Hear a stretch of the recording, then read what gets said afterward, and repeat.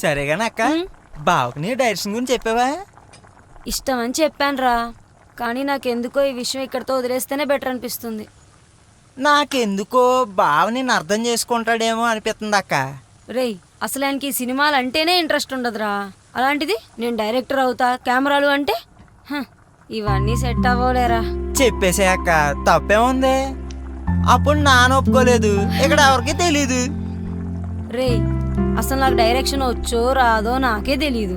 వచ్చిన మగ వాళ్ళకే ఛాన్సులు లేవు, ఇక నాకు వస్తుందని హోప్ నాకు అస్సలే లేదు. అంతా దేవుడి దయ.